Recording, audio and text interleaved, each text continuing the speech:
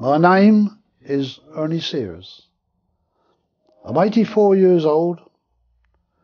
I've led a really interesting life from maybe when I was a young child actually, but certainly from 1960 with my first UFO experience. But since then I've been involved in what I would once have called impossible things. And these cover things like, I'm going to launch right into it and say, life after death. I've had personal experiences and I can assure you, no matter what you think or what you've seen or read, there is life after death. And it's a big subject all by itself. UFOs, yep, I've seen them, been inside them, conversed with the occupants. They always send me back with knowledge that I've never had before, but I'm not told when I'm going to use it. But sometime along the way, I need that knowledge and I need to speak what I call the truth. My remit is the truth, so that all of you out there can understand a bit more about what we used to call the unseen world. Whatever it is, loosely called the paranormal, of course. You have to also remember or accept, which I do, in a funny way we are being controlled. We are given all these things up to us to know what to do with them. Certainly looking at the that people grasp them. And if they don't grasp it very soon, change. But as I said, a very interesting life. This is something that's meant to be. It's meant to show people that we go on forever. We don't die and dissolve. And also, in a funny way, what you do in this world today reflects on what you do after you die, and maybe in the future as well, because I'm also quite acceptable to things like reincarnation and that kind of thing, which a lot of people poo-poo. But there are thousands of us out there. I'm not unique by any means.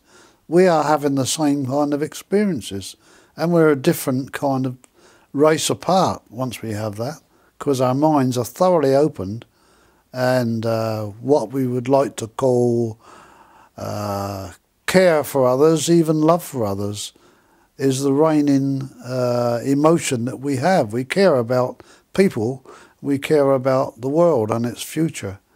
And we learnt this over the years because we accepted all the strange things that have happened to me as being perfectly natural, all meant to be, all part of the human species, all part of the past, and if we let it be, all part of the future. So I'd advise you to do what I do, read, look at things, understand them, let your mind assimilate them and use them for the good of the world. Have a look at my prompt sheet I've got here. I've got half a dozen which I made up before this program was mooted, you might say. And it's prompt sheets from the number of lectures I've given over the years, pieces out of that. Ostensibly of my 8 abductions. And I don't know really whether I should start with 1933, when I was 9 years old, but that was when I had an out-of-body experience. We lived in Gosport in Hampshire, and I was quite ill at the time, in bed, feeling ill too. And the doctor was there, my mother speaking, and I could understand he was saying, let's see what he's like in the morning. If his temperature's gone down, then he's going to be all right. And I didn't really know what he was talking about. So anyway, they left the room, the bedroom, disappeared off, and I just lay there feeling really ill. I didn't care what happened to me. And the wallpaper in the bedroom was old-fashioned, what I call Victorian stuff, really. Great big black triangles and a pattern in the middle. And I looked at these black triangles and whatever, and I was being drawn into them, really drawn into the triangles. So the next thing I knew, I was going out of the bedroom door, and I went through the bedroom door. I didn't open it, I just went through it. And I was at the top of the stairs, and I thought, I'm going to tell Mum I'm flying. And so I floated down the stairs, all the way down the stairs. Turned left, where the lounge door was shut, went through the lounge door, and there was my mother and a neighbour sitting toasting their legs in front of the kitchen range, the old-fashioned kitchen range. And I yelled out, "Mum, look, I'm flying." And they never turned their heads at all. And I tried again, "Mum, I'm flying." No, and then psst, I was back in bed. The next thing I knew, I woke up in the morning and I felt all right. You know, like, well, okay. When my mother came up to see who I was and felt my head, she said, "Oh yeah, your temperature's down." I said, "Mum, I shouted at you last night because I flew down the stairs and through the door and you never took any notice of me." And she looked at me, and it was many years later when I remembered how frightened she looked when I said that. And many years later I went back to that and said, I've read about even parents and grandparents were abductees in previous generations. She knew what I was talking about. It scared her. So she said, "I think, son, you'll find that if you were meant to fly, God would have given you wings." "Oh, okay, Mum, but I did fly."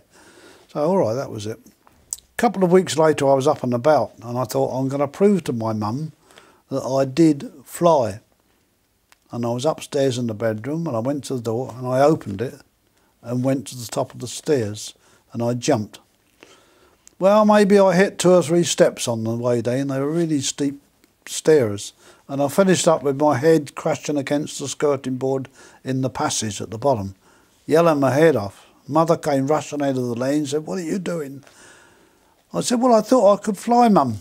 "See, I told you couldn't fly." I said, "Yeah, all right, Mum was always right, you know." That was that episode, out of the way. So what it was, it did show me in years later on, you could levitate and you could go through solid objects. Through my UFO experiences, I was shown that and told that, and I could do that. So that was the first thing. Then I was about 14, and that was in, let me have a look, 1937, yeah? Well, 1937 I was, anyway. And again, I was in bed, and I was asleep. And this gorgeous angel came towards me in the night, drifted towards me like an angel would do if you knew a bit about angels. Lovely golden wings, drifted towards me, and I was standing up somehow. I wasn't sitting down. And she pressed herself against me and she kissed me. I don't often tell this story, but I'm going to tell it now. I had my first orgasm. I literally exploded. And I thought, oh, wasn't that wonderful? Because I felt all over like an explosion.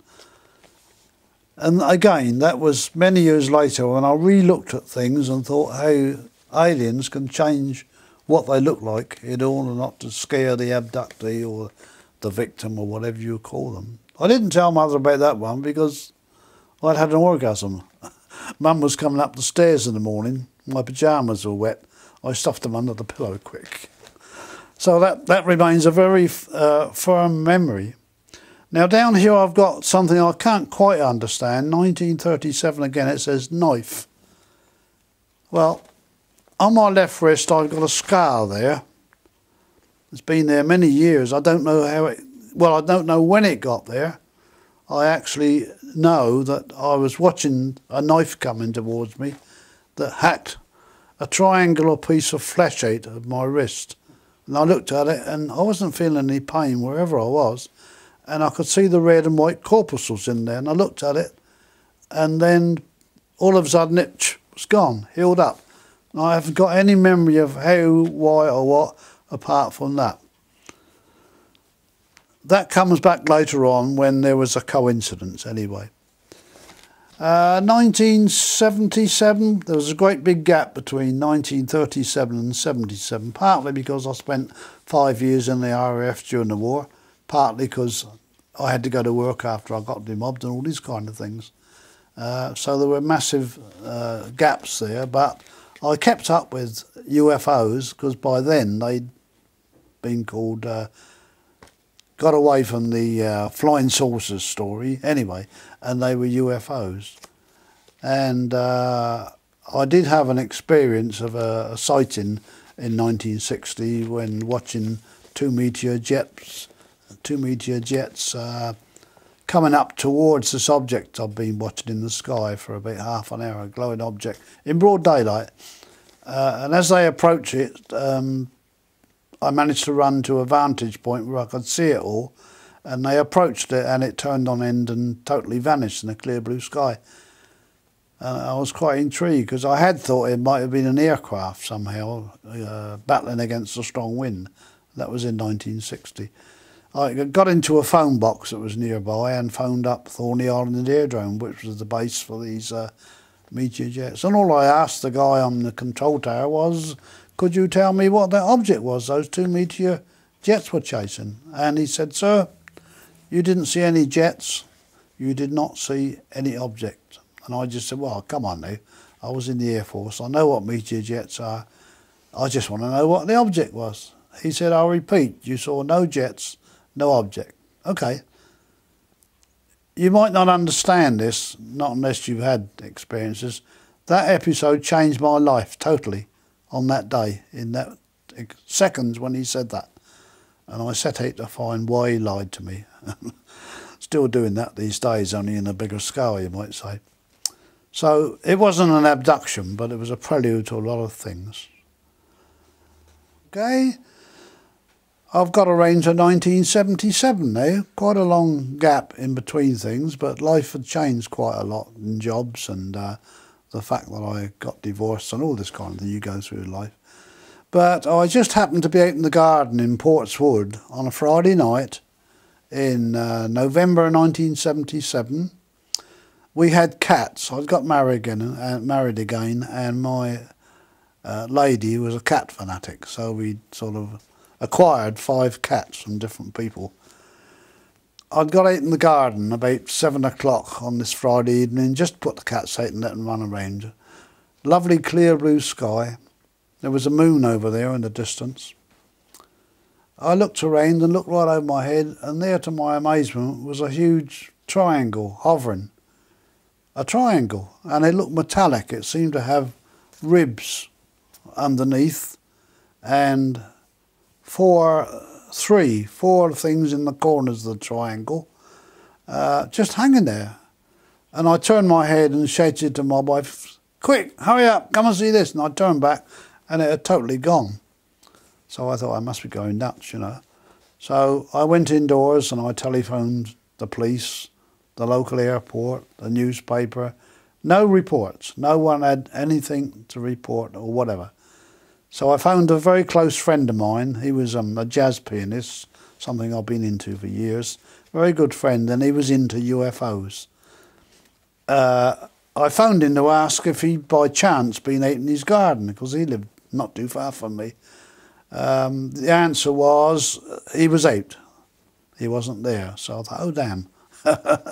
Frustrating, because I knew I'd seen this thing and it was solid, you know. But where did it go to? Next morning, I phoned him. Monty was his name, by the way. I phoned him again, yeah, and he was there. Monty, I said, you weren't out in your garden about 7 o'clock last night, were you? He said, I know what you're going to say. Yeah, I wasn't in my garden, but three musicians and myself were driving along the M27 at Bursledon. We were going to a music gig in Portsmouth. A radio gig in Portsmouth, playing jazz, you know. And we saw this big triangle up in the sky there, about 7 o'clock. And we were looking at it, and it was moving about the sky in little short bursts of speed. And every time it moved, it left a little trail behind it. After a while, all of us were peering out the windows and going along the motorway. We thought we'd better pull in and have a look at it. It was a bit dangerous doing that like that. So we got out and we all looked at this thing, and it was still there, and all of a sudden it made one last little zip and was gone, disappeared. So they got back in the car and off to the gig. We had a long chat about it afterwards, of course, and I found around the various places the same answers. Even the aerodrome we had then at Hamble reported nothing in the sky over their aerodrome. They had no planes up. Well, this was no plane as I would know it. So that was okay. Another sort of fact along the way that was making my mind open more and more. And then after that we got round to 1978 in January, when there were reports in our local Southern Echo of people being pursued by a large, silent, oval object, black with lights round the edge. A young couple were featured in the Echo. They'd been followed twice in the New Forest the previous 2 nights, where they'd been to visit their grandparents, I believe. And the woman was quite terrified by it, because this thing kind of hovered over them, and they stopped, and it stayed there and hung in the sky. And then they put their foot down and wanted to get home out the way. And this thing went with them. And it went all the way to where they lived a few miles away. And this had happened 2 nights running, exactly the same procedure. So I found that quite interesting. In actual fact, I've got a newspaper cutting not far away from my hand at the moment, where the people reported this. Another lady reported another one too, on the same nights. And the authorities and the police said, well, we've had no reports and we don't know what it was. Left it at that. On this 3rd night, we saw this big light coming up from the Isle of Wight through our lounge window. My wife saw it first. Hey, look at that light, she said. I said, good Lord, it's big, isn't it? And it was moving very slowly from the Isle of Wight towards our house. And we ran outside and we watched this great big black oval object coming over slower than a cyclist on a bike. And I knew from my RAF experiences and whatever, no plane could do that. It would have fallen out of the sky.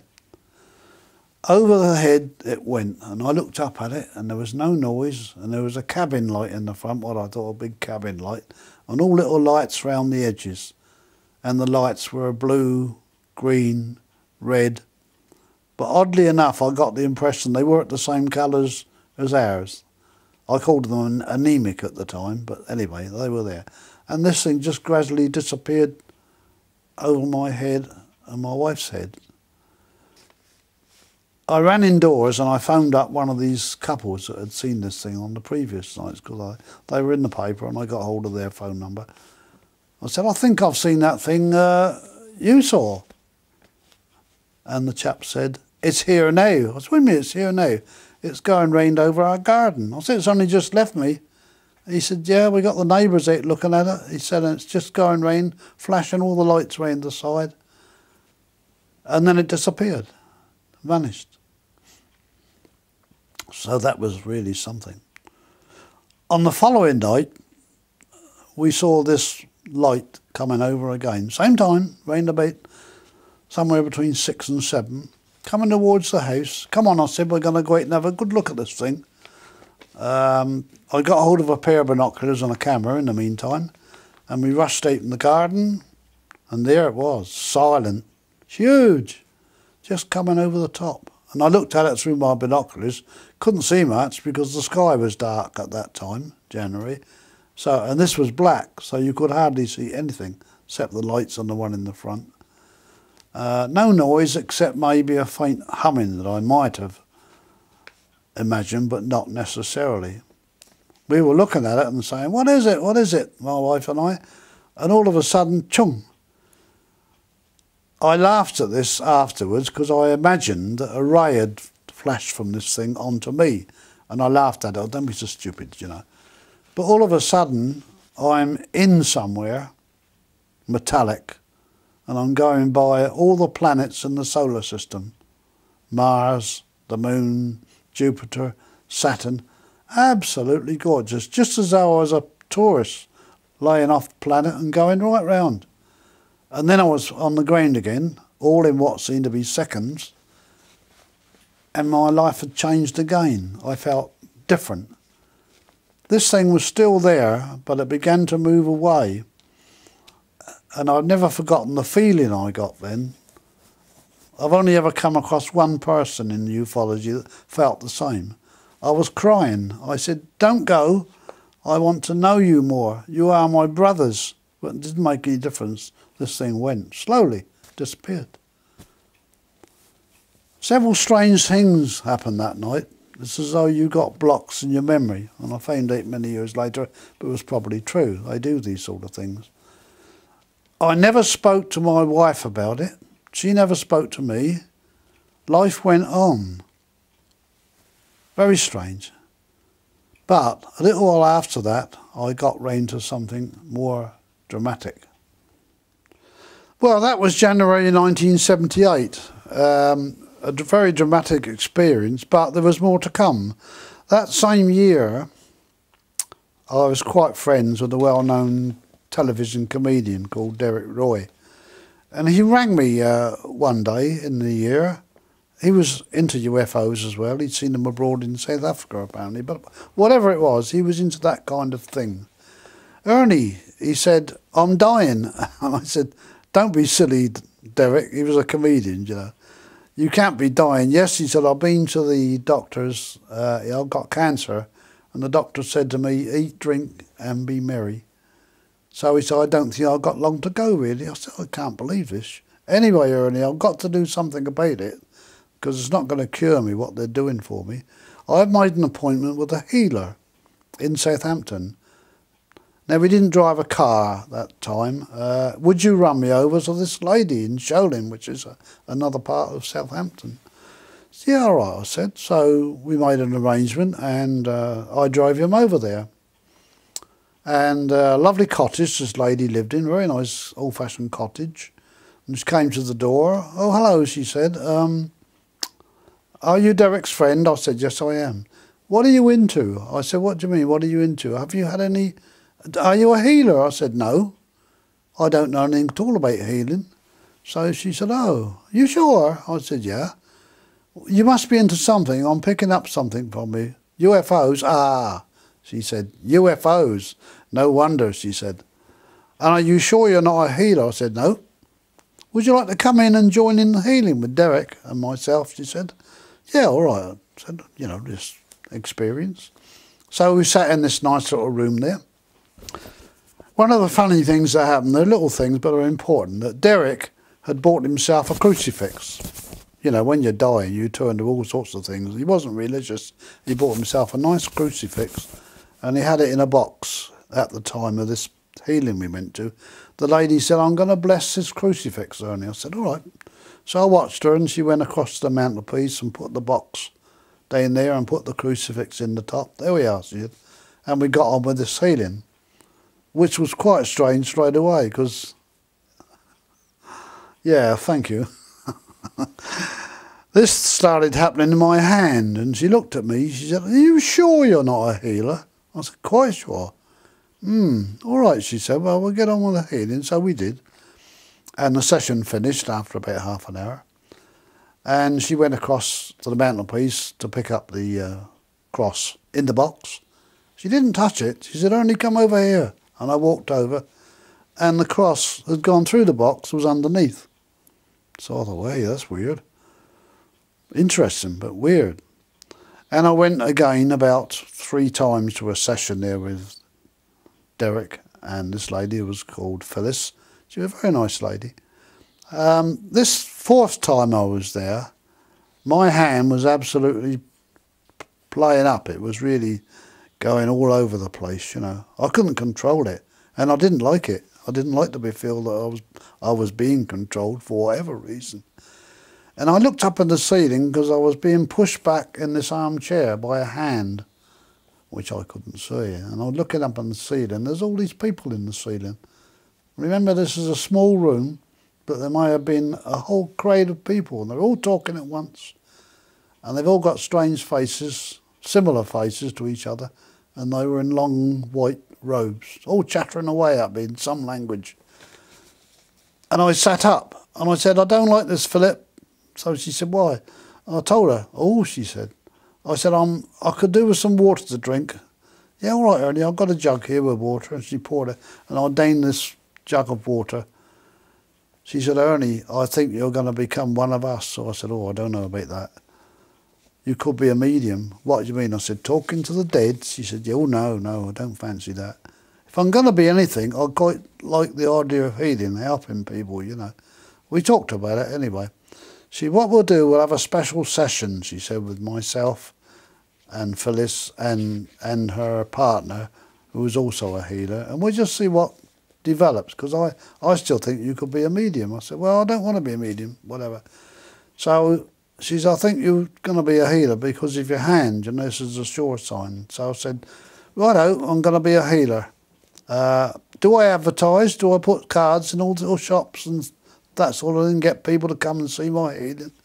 Laughing, you know. No, you don't have to do any of that, she said. They'll find you, you know. They'll find you patients. And I said, all right. And I drove a car down, as you know. And when I left the place with Derek, this hand on the steering wheel wasn't mine. It was feeling most peculiar. And I wasn't happy about that. And I was visiting my two ladies who were in my little UFO group from there. I got there on that same afternoon and they said, you all right? And I said, why? You're not Ernie. I said, what do you mean you're not Ernie? Your voice is different. Well, I said, I feel different, but I'm still Ernie. So we sat being talking anyway, and I told her all about this, what was happening. They were quite fascinated by it, these two ladies, because we were all into the paranormal by then, but, you know, it's one of those things. And I was thirsty still, and I asked for a glass of water.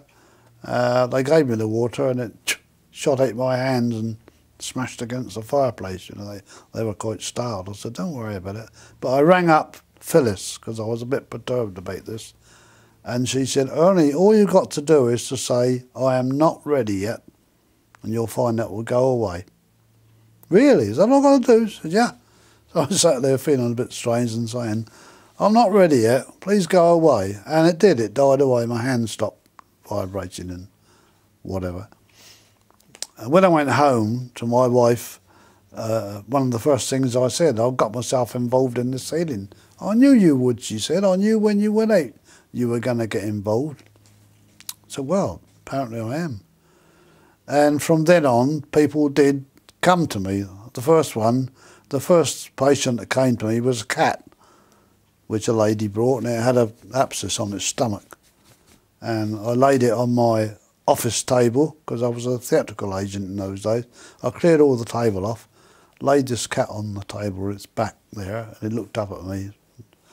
Strange, really. I looked into its eyes and I thought, you know more than I do, you know. Just put my hand on there and the vibrations, and it went. So I said to the lady, let me know how you get on with the cat then, you know. She rang me the next day. She said, I don't know what you've done, she said, but you've healed my cat. She said, the abscess is totally healed. You can come round and do my migraines. So, and it started on from there, healing. I was a healer, you know.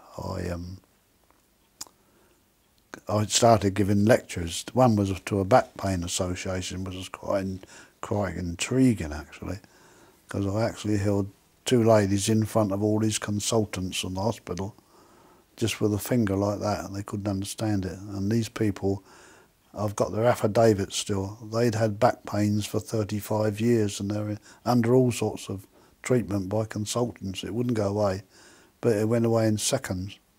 And these consultants said to me, you didn't use manipulation. I said, I'm not allowed to. I said, I'm a healer. I'm not like you people, physiotherapists and whatever. So that was how that went on. Anyway, I was a healer. Also, a little bit later than that, that would have been in 1980, I began to have strange dreams. I'd be sitting up in bed of a night time with my wife there asleep. There'd be a big light in the room, in the bedroom, and I was sat up in bed. And the first one was an eye, a large eye that appeared from behind the wardrobe in the far corner of the bedroom. And it came towards me, and it hovered right in front of my nose. And at the time, inwardly, I laughed. I thought, now, are you supposed to be looking at me? Am I looking at you? I never said that. The thoughts ran through my head. But it was there, you know, very strange. And then it went back, disappeared. Next morning I said to my wife, I had a weird dream last night, and I told her, oh yes, it was weird, wasn't it? I said, yeah, there you go. A little bit later, I was in the same place in the bedroom, sitting up in bed, light in the room, which is another point I'm going to come to in a minute. And there were two men, not in the bedroom, but I seemed to be in a church, looking down in the nave. I'll be where the altar was, you know. They were holding a big ball of light between them, really big, and it had gold and blue rays coming out of it, and they were going through felt like every bit of my body, every molecule. And it was a little bit painful, and I just thought, I think I'm dying. So I pinched myself. It didn't go away, it was still there, and I fell back in the bed and slept. The next morning, same thing. I said, I had one of those weird dreams last night. What do you have this time? Told me. Oh yeah, you know, she was quite perturbed by it. But it was some years later when I read about a lady called Betty Andreasson. A lot of people will know about her. She was taken on a journey by aliens to a strange city of crystal buildings and whatever, and she finished up in front of a giant eagle bird of some kind, giant bird.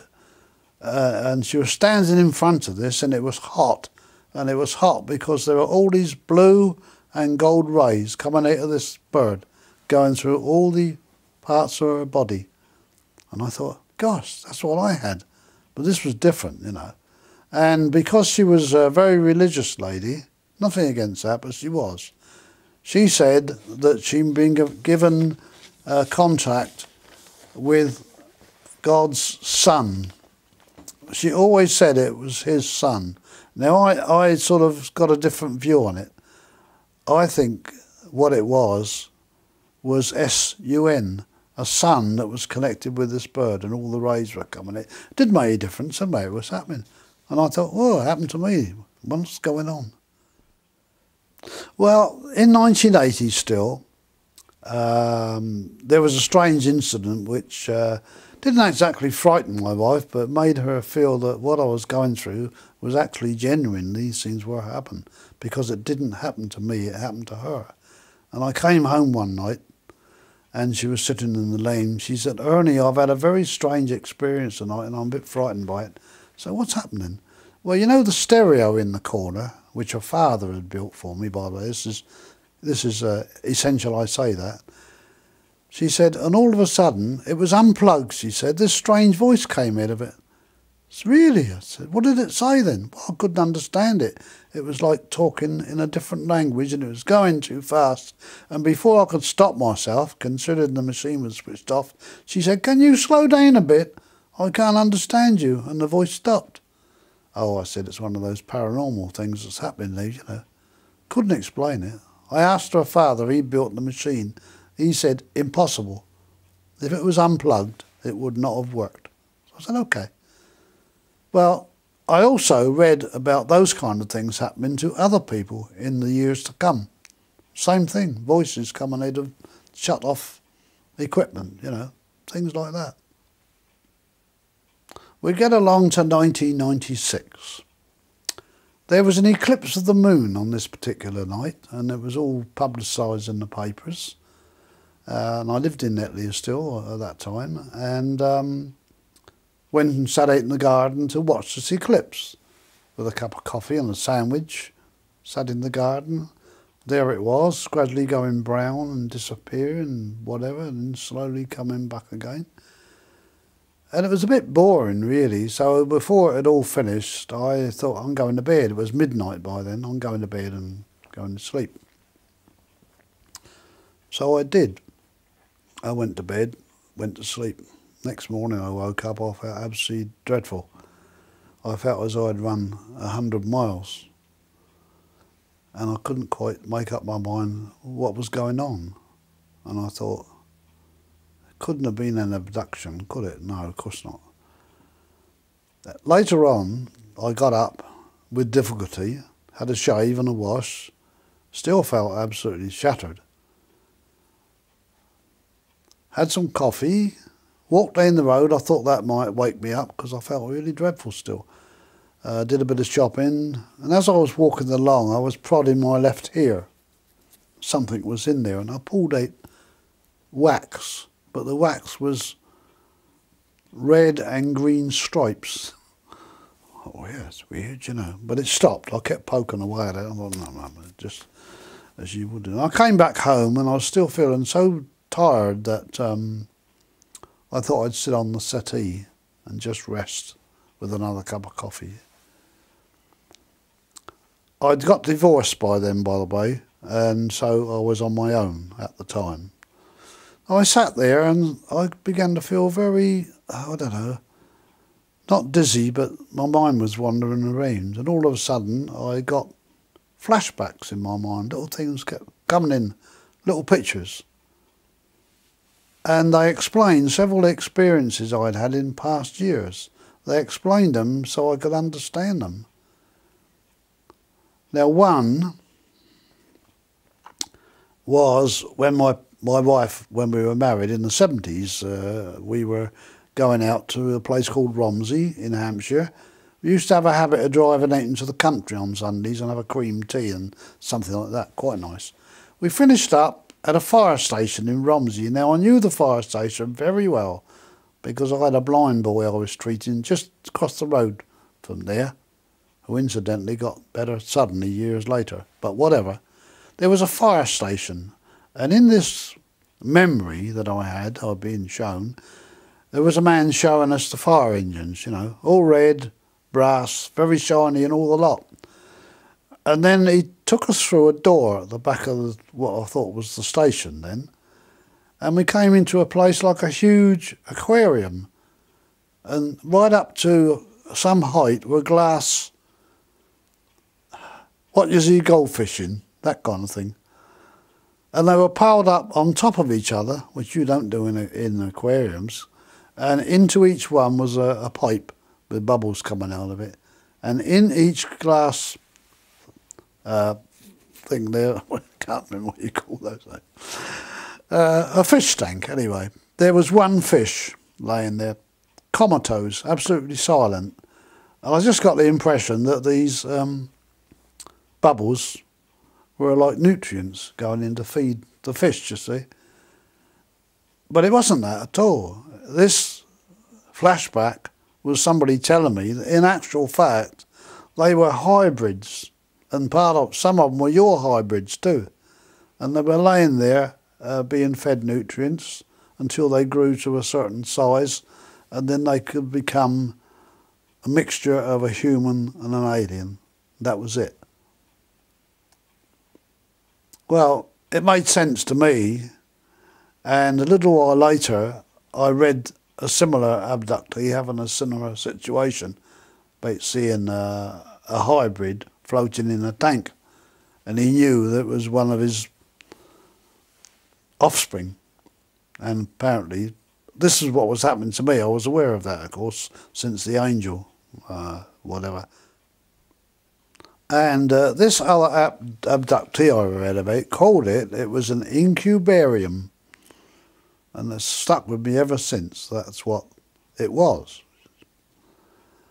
Now then, this eclipse of the moon I'd had the night before, I began to think I couldn't have been the only one to go through what I'd seen, because I remembered this eclipse of the moon turned into something else. Instead of being a light in the sky, it had turned into something else, no longer the eclipse of the moon.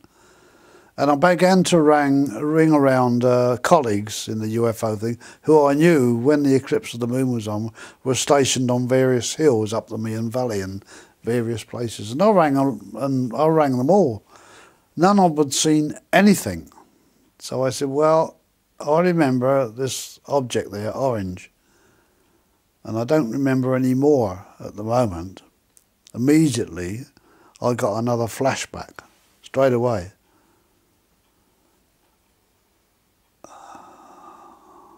Yeah, all right, yeah. I was in a room. There was a long window there, and there was a table laying there in between me and the window.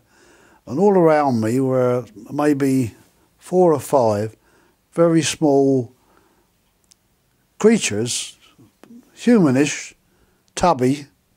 They were wearing blue uniforms, I believe. They wouldn't have had blue skins, I don't think. And they were jostling me towards the window. And I'm sitting there sort of reliving this.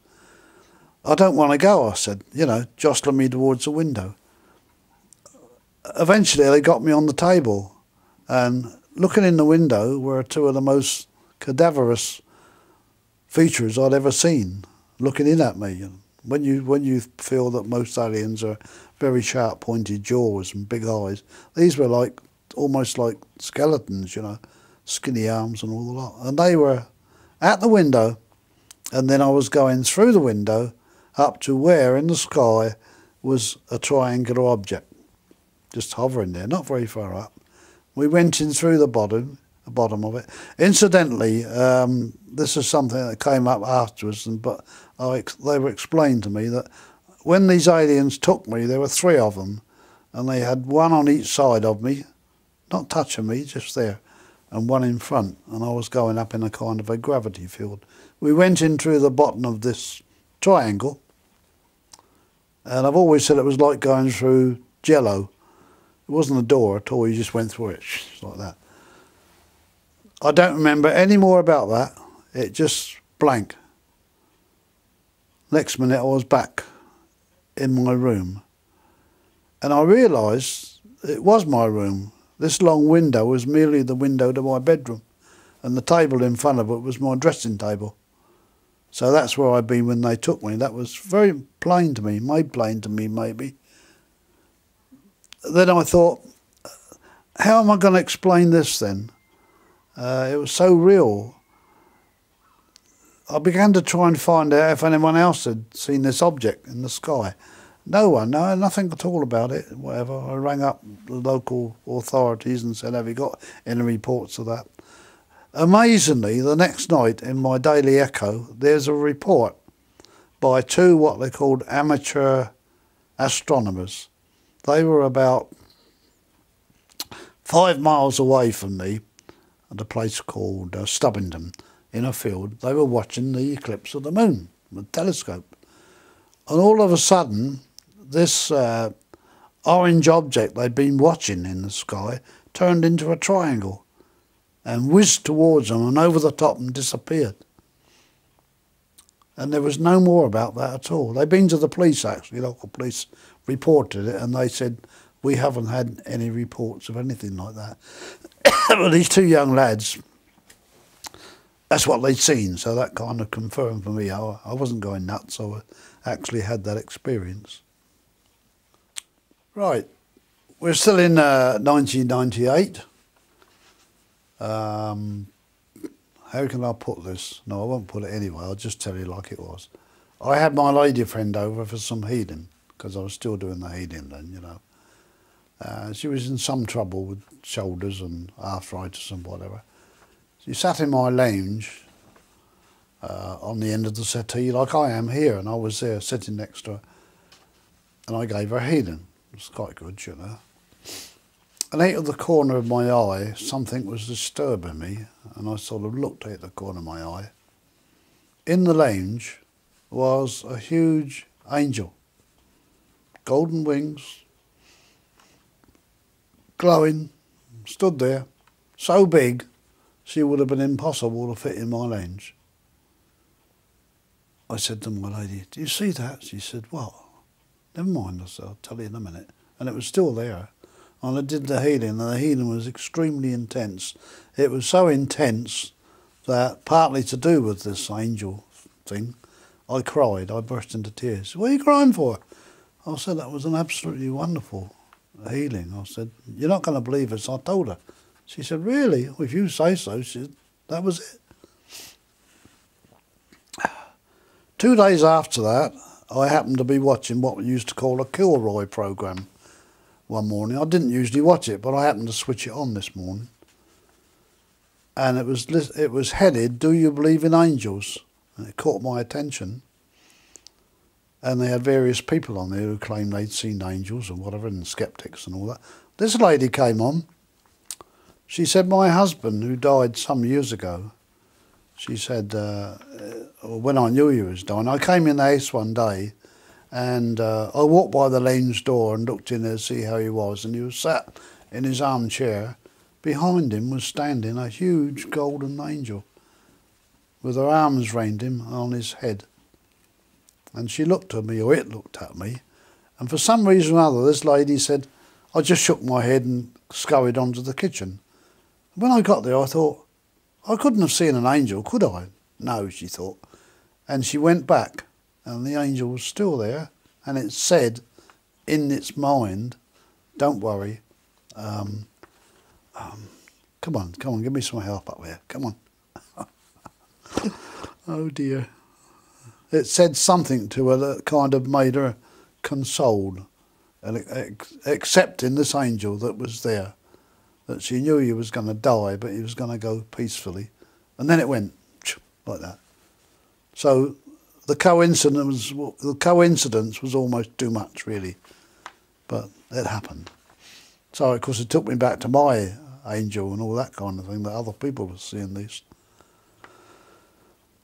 And the funny thing is, when I was sorting out this programme yesterday, going through sheets of paper, I found I'd forgotten it.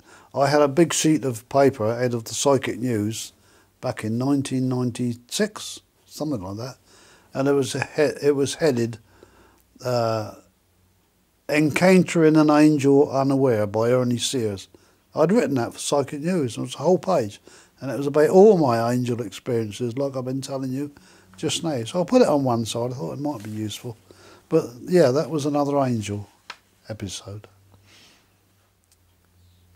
We get around to 1999. I'd been writing a letter to a friend of mine in the USA, and it was just about getting on for midnight, and I thought I'd better pack up now. And I was just sitting in my lounge and turned the light out. As I went out through the lounge door, I had a habit of looking at the clock across the room. Yeah, 5 to 12. That was okay. And off I went to bed. I woke up in the morning. Once again, as before, I was dog-tired. I felt absolutely shattered. And I thought, oh God, not again, surely. I can't remember anything about it, no. So I was suddenly impelled to pick up my pen, and I always remember this, it was on the back of the letter I'd written to the stadium. I scribbled like mad down there. And these are the actual originals that I wrote, and I kept it because it means a lot. And I probably have to put my glasses on for that. Is that okay? Yeah.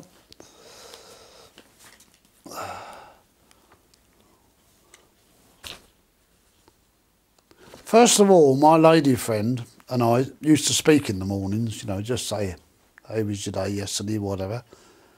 And this is what I did this particular morning, before I started scribbling, actually. Let me think about that.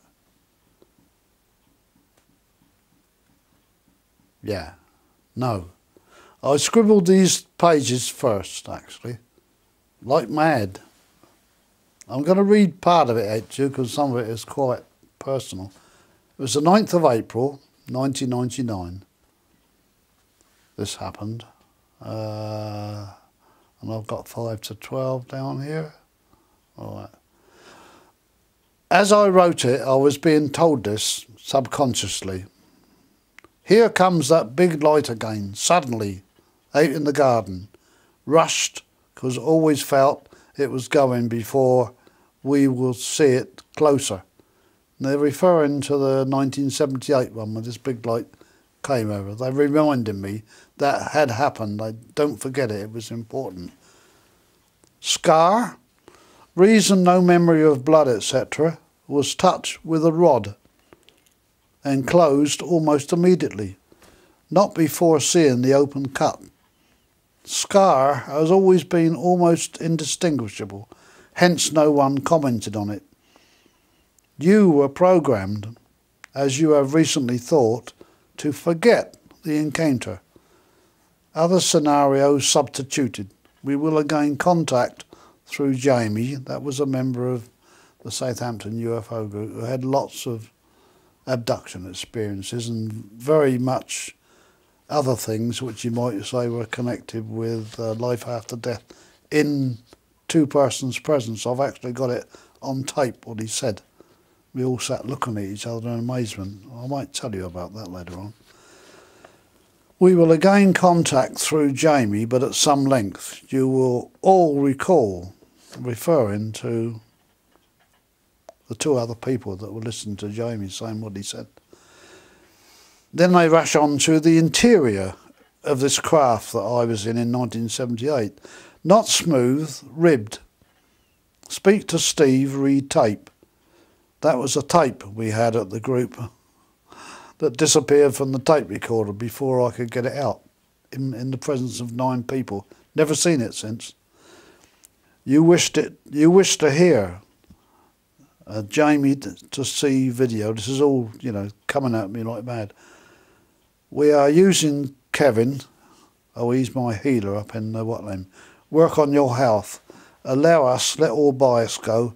At night, last night, hence mood today, as hitherto, they're referring to the fact I felt shattered due to where I was the night before. Yes, something. Use your words. These are not alien, so understood. We have to tell you your high state of awareness is due to the internal feeling between you and your loved one. The time is ripe for deeper communications, even contact. We hope to demonstrate on your television spot. Keep your mind aware of this. Shine the light. Back to it again. It is not just something you share with her, it is symbolic. The way will be made easier, although may not appear so at the time. You are bonded. That is our way, our word. Continue. The contact is fading. We will communicate again or visit. Did not Streiber call us the visitors? We are such, not permanent. Planet too violent. The planet lives, so it is affected. You rape it, it rebels. You breed brutality, kill spirituality. Soon we may help. Many are ready. You are losing the link. Go now. Keep the pen by you. Gizmo is attuned to you. It is aware. That was my little chinchilla at the time.